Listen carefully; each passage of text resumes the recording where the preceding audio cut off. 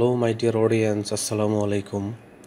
Usman Sahal medical services YouTube চ্যানেলের পক্ষ থেকে আপনাদেরকে জানাই স্বাগতম। আশা করি আল্লাহর রহমতে আপনারা সবাই ভালো আছেন।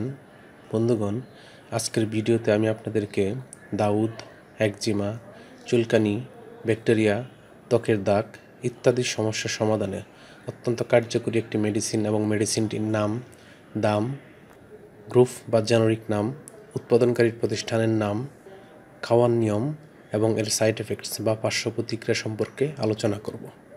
তবে ভিডিওটি শুরু করার আগে আপনাদের প্রতি রিকোয়েস্ট, আপনি যদি আমার চ্যানেলে নতুন হয়ে থাকেন তাহলে অবশ্যই চ্যানেলটি সাবস্ক্রাইব করবেন এবং পাশাপাশি লাইক, কমেন্টস এবং শেয়ার করবেন। বন্ধুগণ, আমরা বিভিন্ন সময় বিভিন্ন ধরনের চর্মরোগ যেমন দাউদ, একজিমা, চুলকানি, ব্যাকটেরিয়া, ত্বকের দাগ ইত্যাদি সমস্যায় ভুগে থাকি।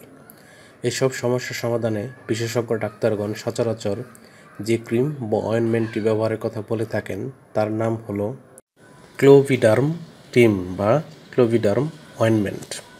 এটির গ্রুপ বা জেনারিক নাম হলো ক্লোভিটাসল প্রোপিওনেট।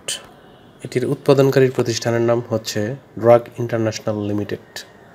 ক্লোভিডার্ম ক্রিমের দাম 50 টাকা এবং অয়েনমেন্টের দামও 50 টাকা।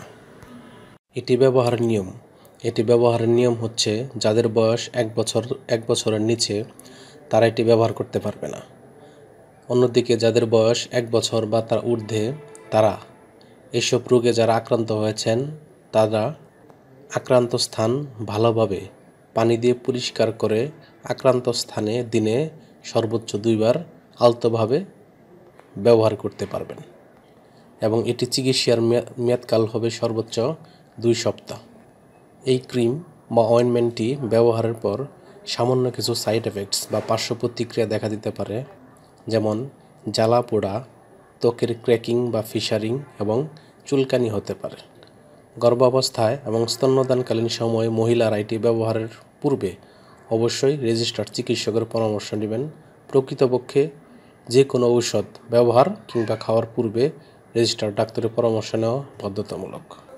এই ওষুধটি আলো ও আর্দ্রতা থেকে দূরে 30 ডিগ্রি সেন্টিগ্রেড তাপমাত্রা নিচে রাখতে হবে এবং এটি ফ্রিজে রাখা যাবে না এবং শিশুদের হাতের নাগালের বাইরে রাখতে হবে।